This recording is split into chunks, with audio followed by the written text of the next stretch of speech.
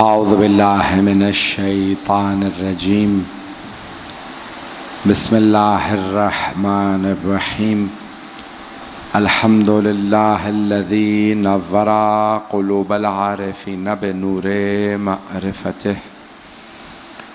واثبت فؤاد انبیائہ واولیائہ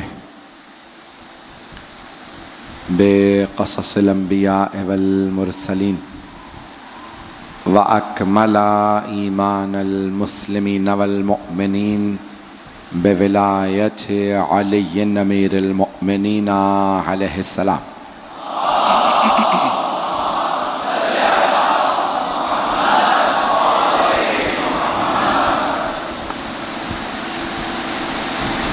والصلاة والسلام والتحية والإكرام على أفضل الموجودات العبد المؤيد والرسول المسدد المصطفى الأمجد المحمود الأحمد أعني أبا القاسم محمد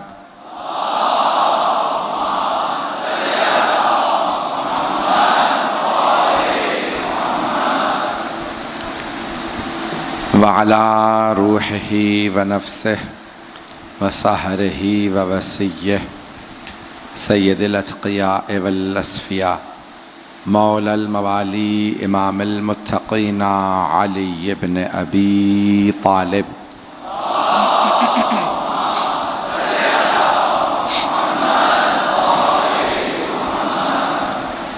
وعلى أوصيائه لا سيما بقية الله في الأرضين روحي وأرواح العالمين لتراب مقدمه الفدا واللعنة الدائمة على أعدائهم أجمعين من الآن إلى قيام يوم الدين أما بعد فقد قال الله الحكيم في كتابه الكريم بسم الله الرحمن الرحيم وقال ربكم ادعوني استجب لكم ان الذين يستكبرون عن عبادتي سيدخلون جهنم داخرين صدق الله العلي العظيم صلوات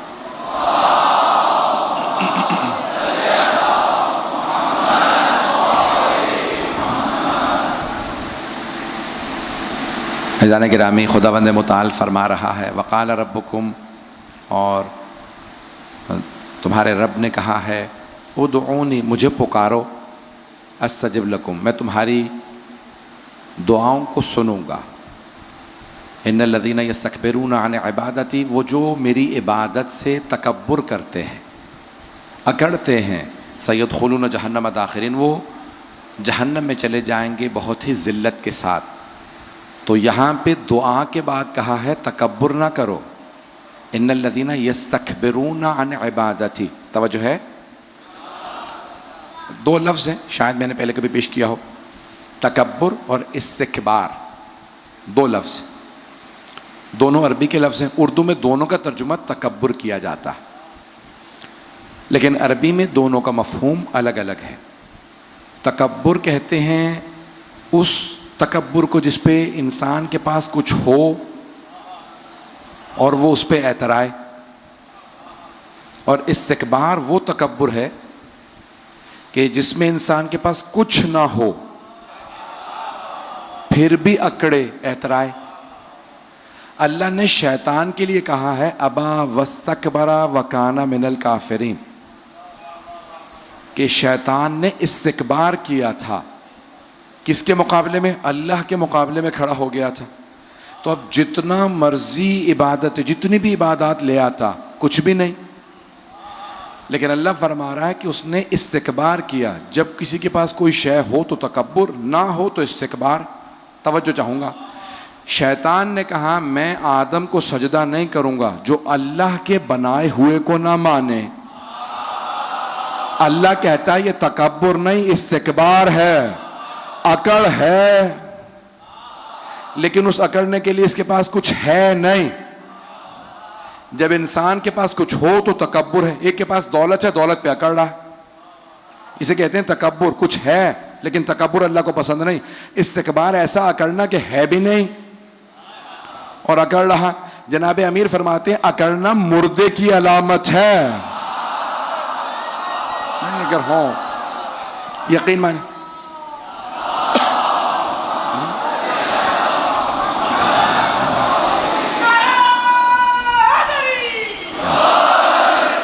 یقین مانیے 2 مجالس پڑھ کے آ رہا ہوتا ہوں, جس حالت میں ہوتا ہوں مجھے پتا, صرف آپ کی محبت مجھ سے پڑھوا رہی ہوتی ہے, ساتھ ساتھ چلتے رہیے گا. تو مولا فرماتے ہیں اکڑنا مردے کی علامت ہے, اور اگر کسی کو اکڑنے کے بعد پشیمانی بھی نہ ہو تو پھر تو بالکل ہی مردہ. سمجھو تو جانے گرامی, اکڑنے کی ضرورت نہیں ہے. انسان جو ہے وہ تواضع. اچھا آپ نے دیکھا جس درخت پہ پھل ہوتا وہ جھکا ہوا ہوتا, جس درخت پہ پھل نہ ہو وہ بہت زیادہ اکڑتا ہے. یہ شیخ سعدی شیرازی, شیخ سعدی آپ نے نام سن رکھا ہوگا, ایران کے بہت بڑے شاعر ہیں. وہ کہتے ہیں کہ پھل والا درخت ہمیشہ جھکا ہوا ہوگا, بغیر پھل کا درخت اکڑا کھڑا رہے گا. کہا آپ اگر جھک کے بات کرتے ہیں تو اپنے متعلق خود ہی گواہی دے رہے ہیں میں پھلدار درخت ہوں. تو انسان جو ہے, تو اب دعا کے اندر کچھ آداب ہیں. آج آداب دعا پیش کرنا چاہ رہا ہوں, اگر سننا چاہیں. تو آداب دعا کے اندر پہلی چیز اللہ یہاں پہ قرآن میں فرما رہا ہے کہ ان الذین یستکبرون عن عبادتی. پہلی چیز یہ ہے انسان اکڑ کے نہیں مانگتا, مانگنے والا خود بخود جھک جاتا. نہیں ہے, میں کیمرے وغیرہ کو نہ دیکھتی, مجھے دیکھتے رہیے گا. تو جانے گرامی, اکڑنے والا نا وہ مانگ نہیں سکتا, اور مانگنے والا خود ہی جھک جاتا. جب آپ مانگنے آئے ہیں نا تو انسان جھک جاتا. مولا فرماتے ہیں قرآن میں آیا ہے مانگتے رہو. ایک آدمی نے کہا مولا میرے پاس سب کچھ ہے, مولا نے کہا پھر بھی مانگتا رہے. یہ مانگنا انسان کو تواضع سکھاتا ہے. مانگنا تواضع سکھاتا, اور نہ مانگنے سے انسان اکڑنے لگتا ہے. سب کچھ ہے پھر بھی بھائی محمد و آل محمد سے زیادہ تو کسی کے پاس کچھ نہیں, لیکن سب سے زیادہ انہوں نے ہی مانگی ہیں. کتنی دعائیں مانگی ہیں, تو اس لیے مانگنا. پہلا ادب تکبر سے مت مانگے, انسان بڑے ادب سے مانگے. تو پہلا آداب دعا کے اندر تو انسان بڑے آداب کے ساتھ اہتمام کرے. کل میں نے واقعہ پیش کیا تھا, بہت سے لوگ اکڑ کے ہی مانگ لیتے ہیں, دعا پوری ہو جاتی ہے, ثواب وہ نہیں ملتا. ثواب چاہتے ہیں تو بہت تواضع کے ساتھ مانگیے, انکساری کے ساتھ مانگیے. دوسرا آداب, چلتا رہو, آداب میں دوسری شے صدقہ دے کے دعا مانگے. احادیث میں ہے صدقہ دو پھر دعا مانگو. ایک اشارہ کر دو نوجوانوں کے لیے خاص طور سے. ایک ہی مسجد کے اندر 2 افراد بیٹھے دعا مانگ رہے تھے. ایک کہہ رہا تھا پروردگارہ 100 روپے دے دے, 100 روپے دے دے. قریب میں ایک آدمی بیٹھا کہتا پروردگارہ 100 لاکھ دے دے, 100 لاکھ. تو وہ جو 100 لاکھ مانگ رہا تھا اس نے کہا کہ بھائی شرم نہیں آتی, میں اتنی بڑی دعا مانگ رہا ہوں, میرے ہی پاس بیٹھ کے تم 100 روپے مانگے جا رہے. اس نے کہا جس کے پاس جو نہیں ہوتا وہ وہی مانگتا. توجہ. تو اس نے کہا پروردگارہ 100 روپے دے دے. اس نے جیب سے 100 نکالے, کہا یہ لو اب چلے جاؤ, تمہاری دعا پوری ہو گئی. کہا پروردگارہ اب ساری توجہ میری طرف ہو. توجہ. جب انسان راہ خدا میں دے کے آتا ہے دعائیں جلدی قبول ہوتی ہیں. مولا امیر کا فرمان ہے تصدق ترزق, صدقہ دو رزق نازل کروا لو. چلتے رہیے گا, صدقہ دو رزق نازل کروا لو. عزیزان گرامی, ہمیشہ مولا پہلے صدقہ دیتے تھے. ایک قرآن کی آیت ہے, پیش کر دوں. جناب امیر کی شان میں کچھ ایسی آیات ہیں جس میں کوئی نہیں ہے سوائے علی کے. تو یہ ایک آیت ہے, اسے کہتے ہیں آیہ نجوہ. نجوہ سرگوشی. اچھا اب ہو یہ گیا تھا کہ پیغمبر اسلام کے پاس بہت زیادہ صحابہ کرام آنے جانے لگے. سوال, یا رسول اللہ یہ ہو گیا وہ ہو گیا. اب اللہ تو دیکھ رہا نا میرے حبیب کو اذیت ہو رہی ہے, ضروری کام ہے تب بھی آ رہے ہیں, غیر ضروری ہے تب بھی, یا رسول اللہ یہ کام ہے. اچھا پیغمبر رحمت للعالمین, کسی کو کوئی شکوہ نہیں. سن رہے, آواز تنگ تو نہیں کر رہی آپ؟ تو اب ایک مرتبہ اللہ نے آیت نازل کی کہ یا ایھا الذین آمنوا، اے ایمان والو، تقدموا بین یدیکم صدقہ، اپنے کبھی بھی حبیب سے بات کرنے کے لیے پہلے صدقہ تو پھر بات کرو، صدقہ نکالو پھر بات کرو۔ آیت نازل ہوئی، منسوخ بھی ہو گئے، 1 مہینہ آیت رہی، وہ بھی آیت قرآن میں ہے، پھر اللہ نے کہا بھئی یہ حکم منسوخ ہو گیا، بغیر صدقہ دیے ہی بات کر لو۔ کہا یا رسول اللہ، یہ اللہ نے پہلے کیوں کہا تھا صدقہ دے کے بات کرو؟ کہا تاکہ لوگ تنگ نہ کریں، صدقہ نکالنا پڑے گا پھر بات کروں۔ کہا پھر بھی کچھ ایسے تھے نہ صدقہ نکال رہے تھے، باتیں کیے چلے جا رہے تھے، کہ سوائے علی کے ہر دفعہ صدقہ دیتے اور پھر گفتگو کرنے کے لیے آتے۔ تو اللہ یہ چاہتا تھا پتہ چل جائے صحابہ رسول میں کون کون آیتوں پہ عمل کرتا ہے۔ آیتیں آتی تھی، سوائے علی کے کوئی عمل نہیں کرتا تھا۔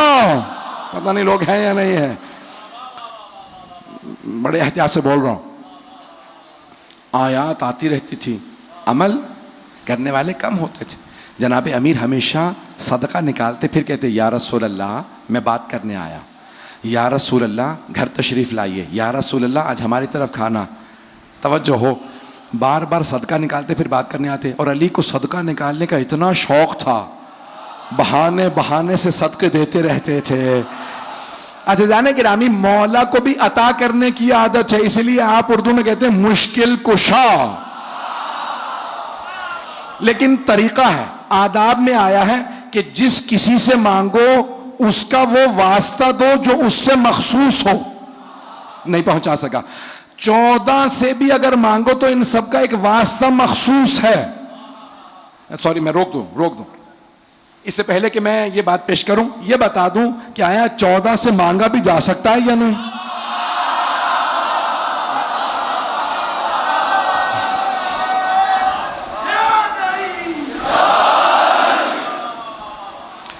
ہمارے ہاں بہت سے کلمہ گو ہیں اور وہ کہنے لگے ہیں بھی نہیں، مدد مانگنا بدعت،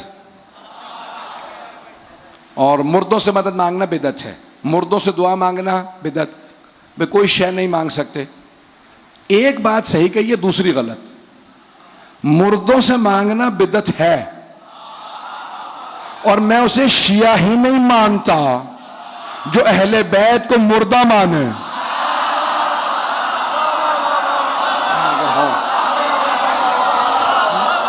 چلتے رہیے گا، جو اہل بیت کو مردہ مانے وہ شیعہ نہیں ہے، کچھ اور تو ہو سکتا، شیعہ نہیں ہو سکتا۔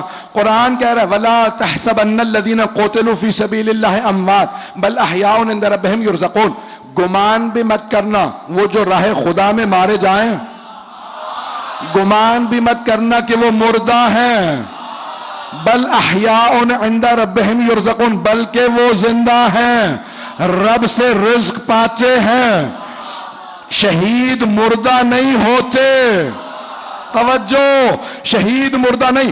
2 افراد میدان جنگ میں گئے، ایک کہتا تھا علی ولی اللہ، دوسرا نہیں کہتا تھا، دونوں مارے گئے۔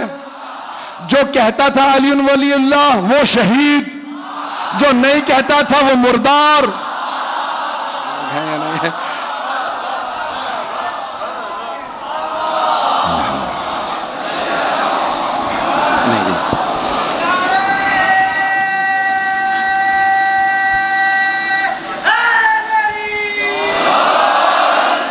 مجھے 2 باتیں اور پیش کرنا یہاں پہ، سے پہلے کہ 14 سے دعا مانگنے کی دلیل پیش کرو۔ تو اب مدد مانگنا، دعا مانگنا، اگر مدد مانگنا جائز تو دعا مانگنا بھی جائز، اگر مدد مانگنا بدعت تو دعا مانگنا بھی بدعت۔ پتہ نہیں بات پہنچی ہے نہیں؟ میں اگر ایک حرام ہے تو دوسرا بھی حرام ہے، ایک جائز ہے تو دوسرا بھی جائز ہے۔ چلیں دونوں کی الگ الگ دلیلیں پیش کروں گا، آپ کی خاموشی بتا رہی ہے میں نہیں بات پہنچا پا رہا ہوں۔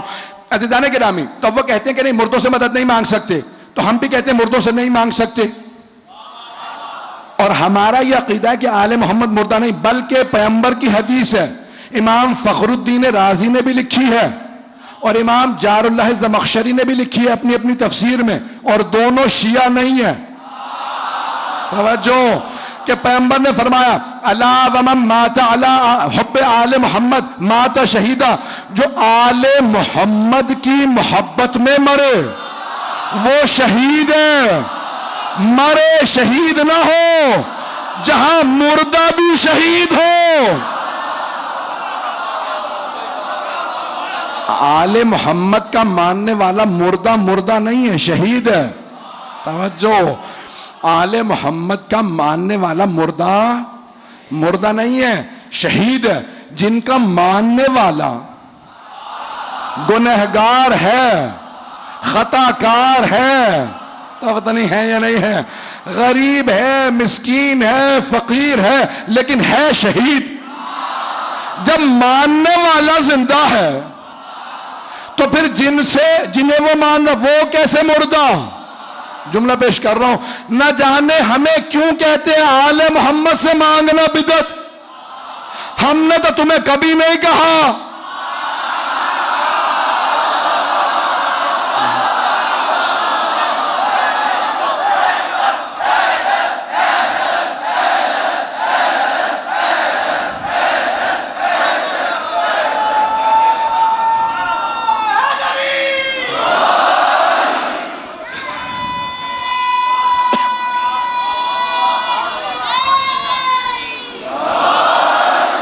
توجہ ہے میرے ساتھ؟ ہم نے کبھی کسی سے نہیں کہا کہ بھئی آپ جن سے مانگتے ہیں ان سے مانگنا بدعت ہے. شاید دو باتیں ہیں، ایک یہ کہ ہمیں پرواہ نہیں ہے، جس سے مرضی مانگتے پھرو. دوسرے ہمیں یہ بھی پتا مانگتے ہیں تو ہمارے والوں سے.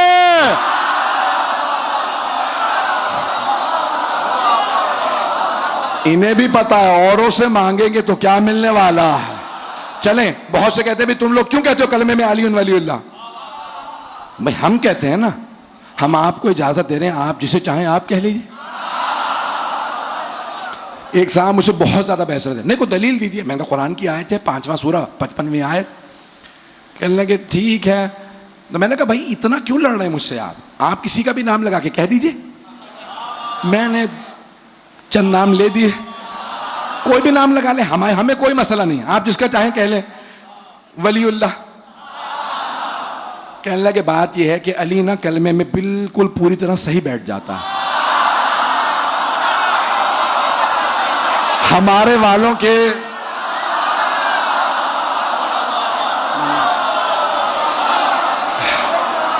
چل رہے ہیں، چلیں گے. تو عزیزان گرامی، اب یہ مانگنا آیا، مدد مانگنا قرآن کے اندر ہے وَاسْتَعِینُوا بِالصَّبْرِ وَالصَّلَاةِ. صبر سے اور نماز سے مدد مانگو. وَاسْتَعِینُوا امر ہے، حکم ہے. اللہ کہہ رہا ہے مدد مانگو، مدد مانگو. یہ نہیں کہا کہ مدد مانگ سکتے ہو، اللہ کہہ رہا ہے مدد مانگو. چھٹے امام سے پوچھا مولا یہ نماز سے اور صبر سے کیوں کہا؟ کہا صبر رسول خدا ہے، نماز علی ہے. پتہ نہیں ہے یا نہیں. چلتے رہیے گا اسی محبت کے ساتھ، چلیں گے. چھٹے امام نے فرمایا، کہا کہ یہاں محمد و علی مراد ہیں. ایک روک کے شاید میں نے کبھی واقعہ پیش کیا، مجھے بھی یاد نہیں رہتا، بہت سے لوگ بعد میں یاد دلا دیتے ہیں، یہ آپ پڑھ چکے تھے. بھائی اب میں اتنی مجالس پڑھتا ہوں، 150 200 300 ایک ہی مسلسل ایک سال کے اندر، تو اب یاد نہیں رہتا کون. ایک ہمارے بہت بڑے عالم دین ہیں، تو میں عموماً جب جاتا تھا، اب تو حج عمرے سب بند ہو گئے، خدا جنہوں نے بند کیا انہیں غارت کرے.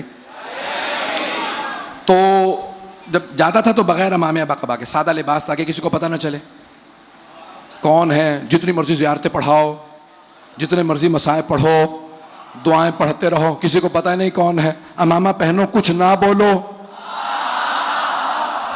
تو گزرتے کہتے تھے بدعت. اچھا ہمارے بھی کئی لوگ ویسے ہی غصے میں آنے لگتے ہیں. تو ہمارے بہت بڑے عالم دین وہ کہنے لگے، میں مدینے میں جنت البقیع کے اندر کھڑا تھا امام حسن مجتبی علیہ السلام کی قبر کے پاس، تو میں رو رہا تھا، زیارت پڑھ رہا تھا. تو اتنے میں ایک متوا سمجھتے ہیں، ریلیجس پولیس کہتے ہیں انگلش میں، اب کیا اردو کے اندر کوئی کیا ملا پتہ نہیں کیا جو بھی لفظ. تو وہ ایک بہرحال جو بھی سمجھ لیں، سمجھ تو گئے نا. تو وہ آیا کہنے لگے بدعت. انہوں نے کہا کیا چیز؟ کہنے لگے جو بھی کر رہے ہو. جب تجھے پتہ ہی نہیں، پہلے ہی بدعت. کہنے لگے نہیں تم شیعہ ہو. اور تم لوگ یہاں پہ آ کے دعائیں مانگتے ہو، ان سے دعا مانگنا بدعت ہے اور ان سے مدد مانگنا بدعت ہے. انہوں نے کہا بھائی بے وجہ تم بحث کرے چلے جا رہے ہو، قرآن جانتے ہو؟ کہنے کہ حافظ قرآن ہوں. تو کہنے میں آیات پیش کرتا ہوں، تو کہ مجھے سننا ہی نہیں. پتہ نہیں لوگ ہیں یا نہیں ہیں. مکے میں پیغمبر کے زمانے میں بھی ایسے ہی لوگ تھے.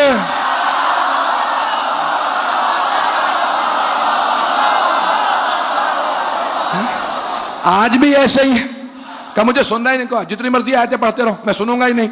تو کہنے لگے کہ میں کھڑا تھا، اس نے میرے جیب سے پین نکال کے پھینک دیا. پین قلم تھا، نکالا پھینکا. کہا اگر یہ مدد کر سکتے ہیں تو ذرا کہہ اپنے حسن سے تجھے قلم اٹھا کے دے دیں. اب سارے شیعہ کھڑے دیکھ رہے تھے کہ بحث ہو رہی ہے، اور اس نے ایک جملہ کہہ دیا کہ اگر یہ مدد کر سکتے ہیں تو کہہ قلم اٹھا کے دیں.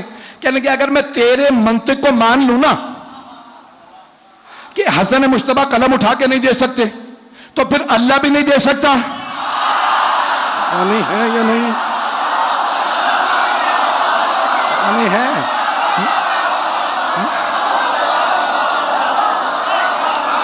کا بدبخت انسان اگر تیری منطق مان لوں، تیری دلیل مان لوں کہ مولا حسن مجتبیٰ نے قلم اٹھا کے نہیں دیا، تو ذرا اللہ سے کہ قلم اٹھا کے دے دے. کب چہرے پہ پورے 12 بج گئے، گھبراہٹ کا شکار. کہ میں آیات پیش کرنے کے لیے تیار ہوں گا، کچھ نہیں سننا چاہتا. تو ذہن میں شک ڈال رہا. ایمان پیش کرو تو شک.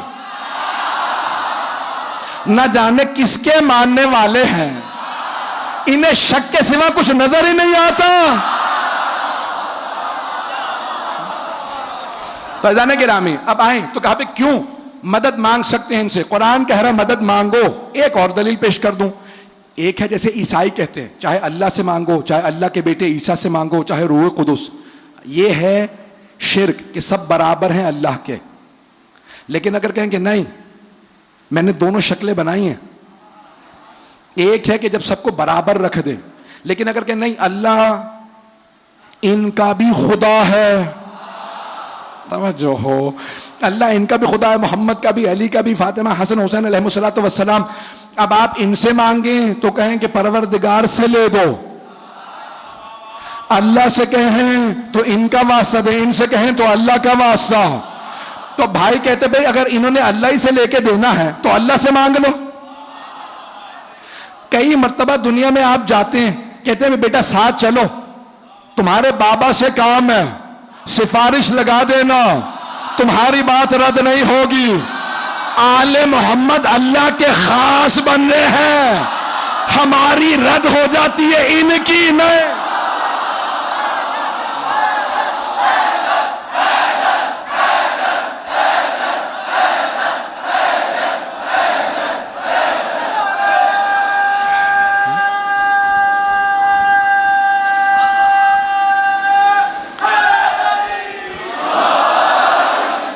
توجہ ہے؟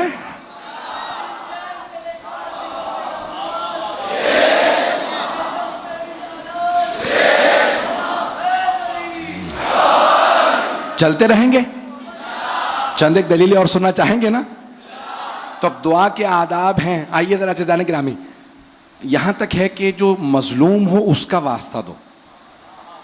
فضائل میں ایک جملہ پیش کرنے لگا ہوں مرحوم علامہ طالب جوہری کے ایصال ثواب کے لیے،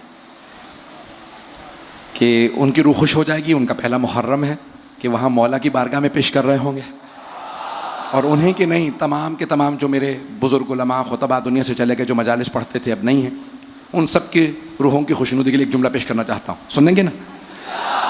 فیضان گرامی اب مظلوم کا واسطہ دینا چاہیے. جتنا بڑا مظلوم ہوگا اتنی جلدی اس کا واسطہ قبول ہوگا. تو صحابہ کی عادت تھی، پیغمبر سے کہتے تھے یا رسول اللہ دعا کر دیجئے، بہت پریشان ہوں. اب حبیب خدا کی عادت تھی واسطہ دے کے دعا کیا کرتے تھے. حنفی بزرگ ہیں ایک بہت بڑے، حنفی جعفری نہیں، صوفی ہیں بہت بڑے حنفی بزرگ ہیں. انہوں نے اپنی کتاب میں لکھا، وہ کہتے ہیں کہ جیسے ہی صحابہ آتے یا رسول اللہ میں بہت پریشان ہوں آپ دعا کر دیجئے، تو پیغمبر اسلام ہاتھوں کو بلند کرتے مسجد نبوی میں، پروردگارا تجھے علی کا واسطہ، نہیں ہے مجمع، سارا مجمع نہیں ہے، چلتے رہیے گا، پروردگارا تجھے علی کا واسطہ اس کی پریشانی دور کر دے. ایک پریشانی دور ہوئی, دوسری پریشانی کھڑی ہو گئی. ارے خود ہی دعا کر دیتے, یہ علی کا واسطہ دے دیا. تو اس زمانے میں بہت سوں کو علی کا بڑا بغض تھا.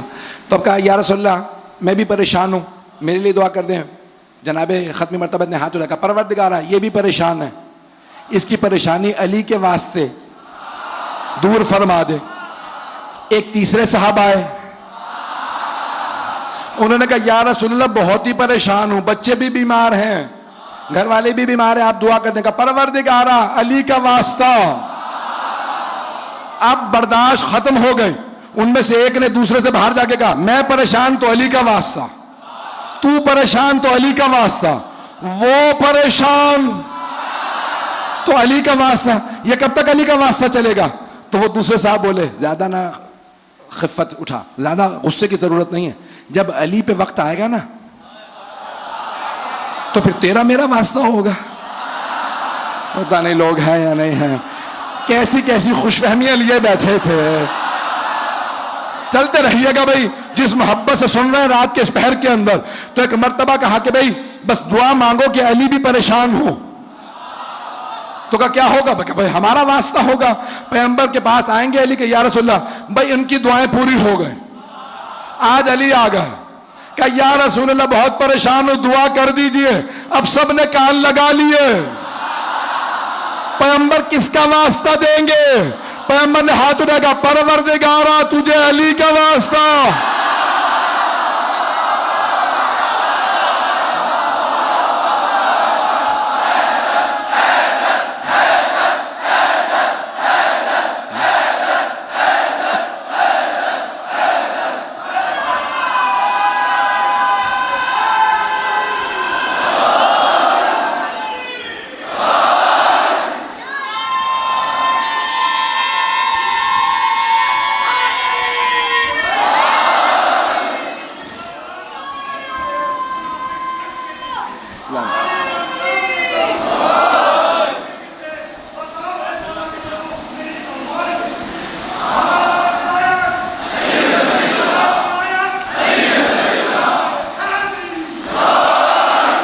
چلیے گا بس بھئی. جیسے پیغمبر نے ہاتھوں کو بلند کیا, کہا پروردگارا تجھے علی کا واسطہ, علی کی پریشانی دور فرما دے.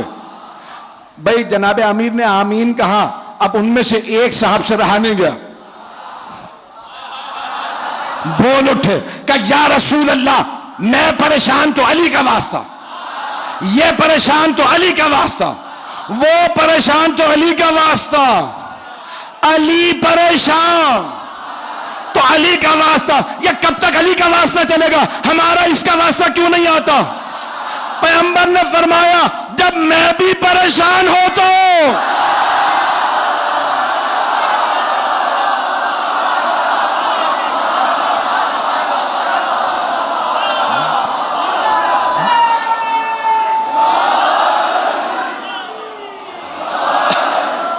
توجہ فرما رہا ہے.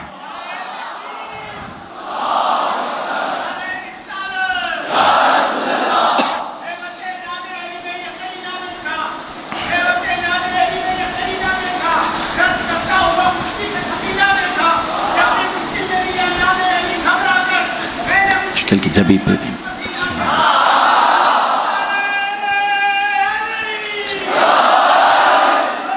توجہ ہے.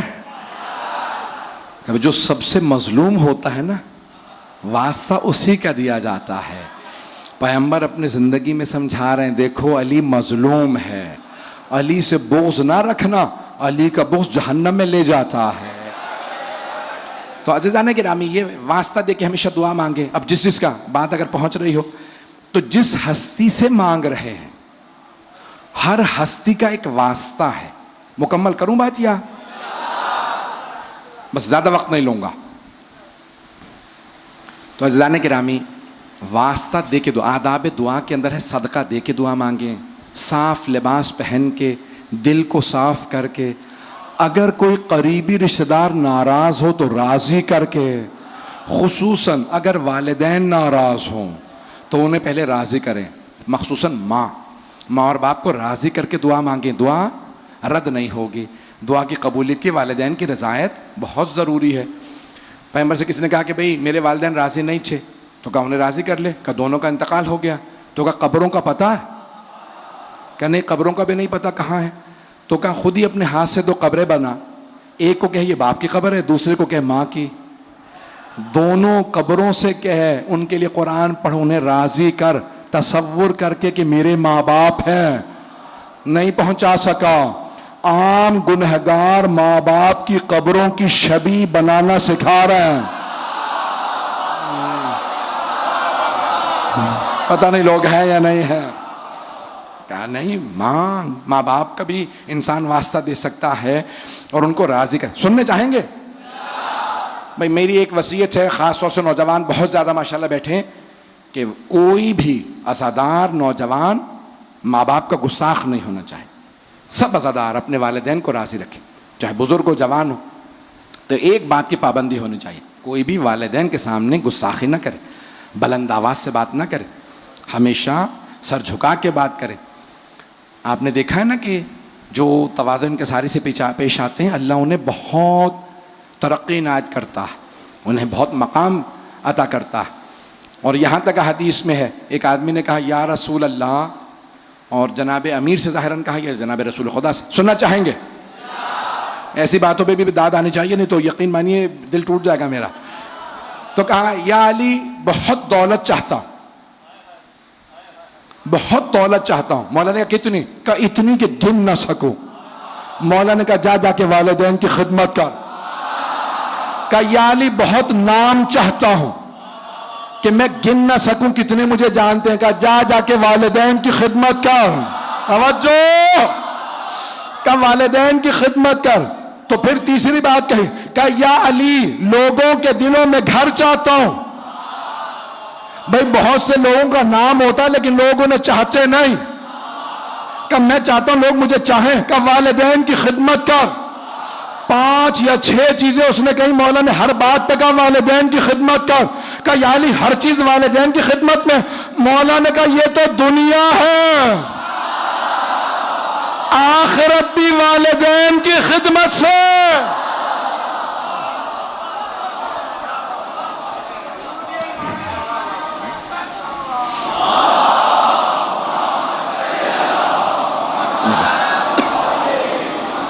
بس بھائی زیادہ زحمت نہیں دوں گا, آج پھر پانی ہے بہرحال.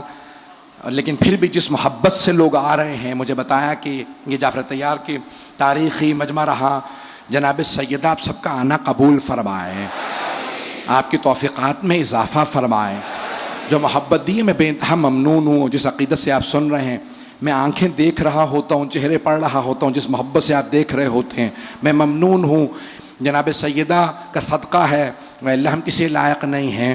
عزیزان گرامی, اب واسطے سنانا چاہتا ہوں. کس کو کس کا واسطہ دیں تو دعا قبول ہو,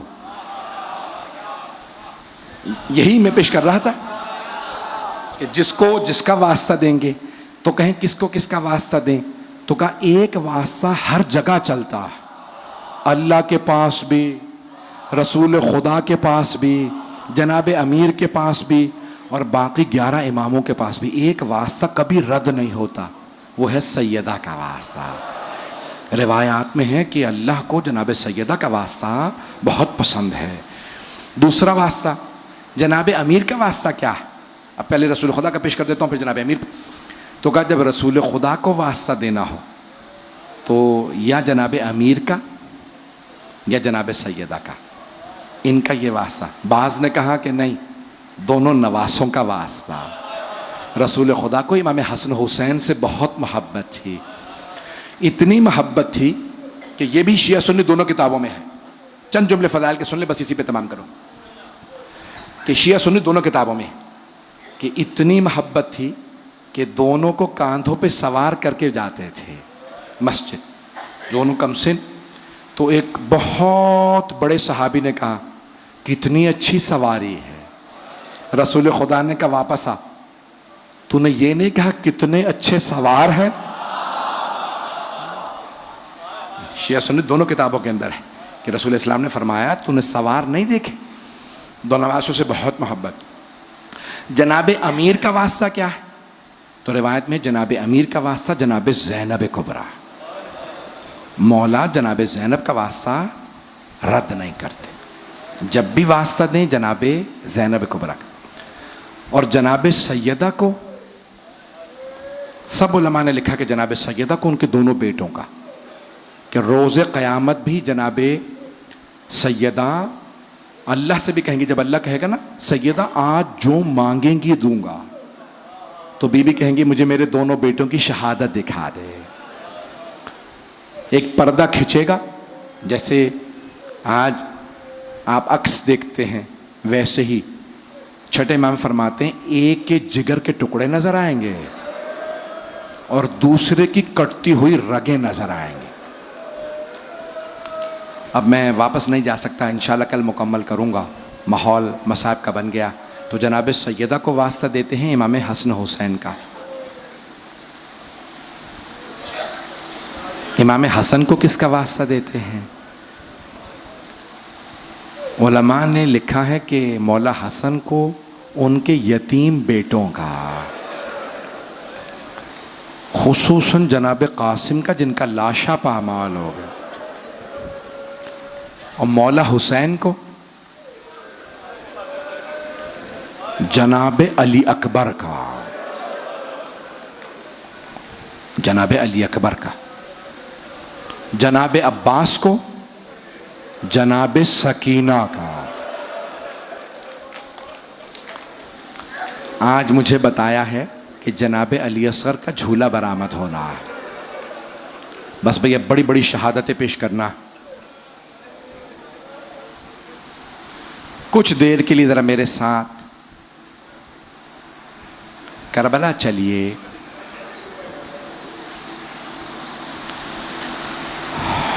जनाबे अली असगर सबसे बड़ी दलील है मौला हुसैन की मजलूमियत की।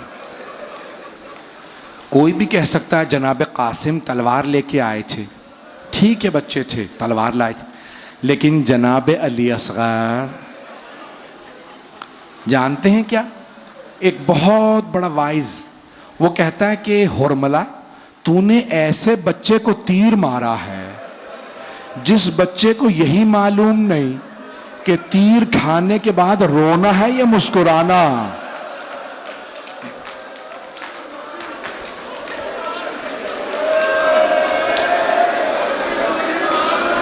बस भाई आज झूला बरामद होना है। आज जनाब सैयदा के साथ साथ जनाब रबाब को पुरसा देना है। शब आशूर जनाब रबाब बार बार जनाब अली असगर से कहती थी, अली असगर हर माँ अपने बेटे को तैयार करके भेजेगी। ऐ अली असगर आप अभी चल नहीं सकते। ऐ अली असगर कैसे मैं आपको तैयार करके भेजूंगी। फिर उसके बाद एक जुमला का, अली असगर मैं खानदान अहले बैत से नहीं हूं, मैं सैयदा की बेटी नहीं हूं। अली असगर मैं इस खानदान में ब्याह के आई हूं। बेटा मेरे दूध की लाज रख लेना, कोई ये ना कहे रबाब का दूध था। जुमला पहुंच गया। अली असगर कल जब तीर चलेगा ना, अजरकुम अल्लाह, अजरकुम अल्लाह। बस भाई रोक के एक जुमला पेश कर रहा। हजरत मुख्तार ने सवाल किया अबू खलीक से, अबू खलीक कभी मैदान करबला में रोना आया? जनाब मुख्तार बदले ले रहे थे ना, तो एक एक कातिल से पूछते थे बता तूने करबला में क्या किया, फिर उसे वही सजा देते थे। तो अबू खलीक से जब पूछ रहे थे, रो रहे थे जनाब मुख्तार, कहा अबू खलीक तुम इतने मलून इतने सख्त दिल हो, तुम्हें कभी रोना नहीं आया? तो अबू खलीक ने कहा मुख्तार एक मर्तबा मैं तो क्या, सारी फौजी अशकिया रो रही थी, सब रुख फेर फेर के रो रहे थे। जनाब मुख्तार ने पूछा कौन सा वक्त था? का जब हुसैन एक छोटा सा बच्चा अबा में छुपा के लाए,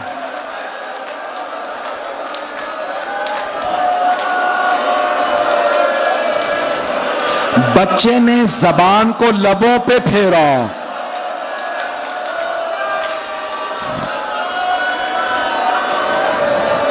अजरकुम अल्लाह, अजरकुम अल्लाह।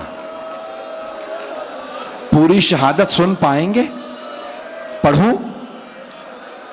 मुझे नहीं मालूम आप पूरी शहादत सुन पाएंगे या नहीं। बस भाई शब आशूर है, हर माँ अपने बेटे को तैयार कर रही है। जनाब अली असगर को जनाब रबाब बार बार चूम रही हैं, प्यार कर रही, मेरे लाल शुहदा की फहरिस्त में तेरा भी नाम है। अजरकुम अल्लाह। सुबह आशूर हुई, कभी कोई माँ रो रही थी, कभी कोई माँ कहती थी हाय मैं उजड़ गई। बस भाई सारी माएँ रो चुकी। अब एक मर्तबा जनाब सैयद शुहदा ने आवाज दी, हल मिन नासिरिन यंसुरना, है कोई जो हमारी मदद करे? मेरी तरफ देखिएगा, मौला हुसैन ने यह जुमला बार बार दोहराया। एक मर्तबा मौला ने जुमला एक और जुमला कहा, जानते क्या कहा? हल मिन ज़ाबिन यज़ुब्बुन हरम रसूलिल्लाह, है कोई जो नबी ज़ादियों के पर्दे को बचाए? बस ये जुमला सुनना था, सारी बीबियां बुलंद आवाज से रोने लगी। मौला हुसैन वापस आए, मेरी तरफ देखिएगा, मौला हुसैन वापस आए, खैमे के बाहर खड़े होकर फरमाने लगे, ज़ैनब अभी मैं जिंदा हूं।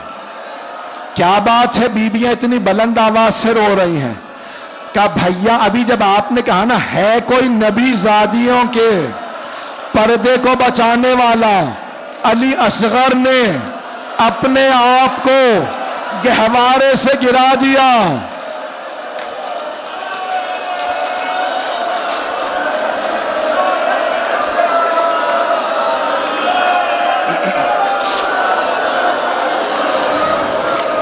मैं पूरी शहादत पढ़ना चाह रहा हूं आज। अब मेरी तरफ देखिएगा, मौला हुसैन ने कहा रबाब लाओ अली असगर को मुझे दे दो।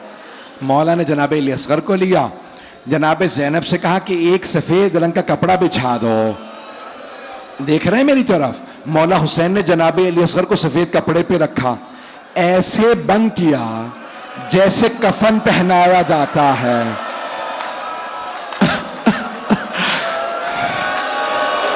फिर फरमाया रबाब आप दूसरे खैमे में चली जाइए। मौला हुसैन ने जनाब अली असगर को आगोश में लिया। मेरी तरफ देखिएगा, मौला ने अपनी अबा के दामन में छुपाया। जानते हैं क्यों? कहीं धूप ना लग जाए। मेरा असगर अभी बड़ा कम सिन है। अजरकुम अल्लाह, अजरकुम अल्लाह। बस भाई जानते हैं क्या कह रहे थे अशकिया? सब ने कहा लगता है हुसैन कुरान ला रहे हैं, अब हुसैन कुरान का वास्ता देके पानी मांगेंगे। हाँ बिल्कुल सही का, कुरान ही ला रहे थे। मौला ने अबा का दामन हटाया, छोटा सा बच्चा हाथों पे लिया, कि अगर तुम्हारे नजदीक मुजरिम हूं तो मैंने यजीद की बैअत नहीं की, इस बच्चे का क्या कसूर है? मेरी तरफ देखिएगा, जनाब अली असगर ने जबान लबों से बाहर निकाली, एक मर्तबा जबान को लबों पे फेरा, सारे अशकिया रोने लगे। उमर साद ने कहा या हुरमला इक्ता कलाम अल हुसैन, हुरमला हुसैन के खिताब को बंद कर दे। मेरी तरफ देखिएगा, हुरमला ने तीर निकाला, कमान में रखा, तीर गिर गया, उसने दोबारा तीर उठाया, दोबारा जब तीसरी दफा तीर उठाया, उमर साद ने कहा हुरमला सबसे सख्त दिल तू है, तुझसे एक बच्चा नहीं मारा जाता। हुरमला ने कहा बच्चे को तो मैं अभी मार दूं, जब भी मैं तीर कमान में रखता हूं, एक बुरका पोश बीबी बुरके का दामन फैला के कहती है हुरमला तू भी औलाद वाला है।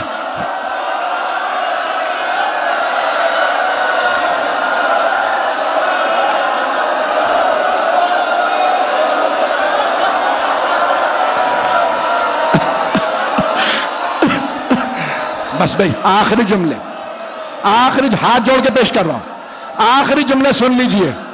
حرملہ ملعون نے تیر چلایا، مولا حسین نے جناب علی اصغر کو دوبارہ ہاتھوں پہ اٹھایا، تیر چلا، لہو ثلاث شعب، تیر بڑا تھا، اس کے 3 مونچھے، گلا چھوٹا تھا، تیر چلا، کان میں لگا، دوسرے ذبحا من الاذن الی الاذن۔ میں پڑھوں گا آخری جملہ۔ مولا حسین کے ہاتھوں میں خون تھا، چاہا آسمان پہ پھینکوں، آواز آئی مت پھینکنا حسین، ایک قطرہ بارش کا نہ برسے گا۔ مولا نے چاہا زمین پہ بہا دوں، زمین سے آواز آئی اناج کا ایک دانہ نہ اگے گا۔ بوڑھے حسین نے علی اصغر کے خون سے داڑھی کو خضاب کیا، پروردگارا گواہ رہنا۔ پڑھو، یہ بند کر دو، پڑھو۔ مولا حسین آئے، ایک جملہ کا، رباب میری ایک آخری حسرت ہے، کل جب لاشیں پامال ہوں، علی اصغر کا لاشا پامال نہ ہو، مولا نے خیموں کے پیچھے تلوار کھودی، جناب علی اصغر کو رکھا، ایک قبر کھودی، قبر کو بند کر دیا۔ 11 محرم کا دن نکلا، ان ملعونوں نے ہر گلا کاٹا، نیزے پہ بلند کیا۔ ایک آدمی نے کہا ایک سر کم ہے، ہم نے 72 مارے تھے۔ ایک ملعون نے کہا میں نے خود دیکھا تھا، حسین نے خیموں کے پیچھے ایک بچہ دفنا دیا تھا۔ 4 آدمی گھوڑوں پہ سوار ہوئے، ہاتھوں میں نیزے لیے، نیزے مارتے جاتے تھے، گھوڑے دوڑاتے جاتے تھے۔ اتنے میں ایک نیزہ زمین میں گیا، چھوٹا سا لاشا جناب رباب علی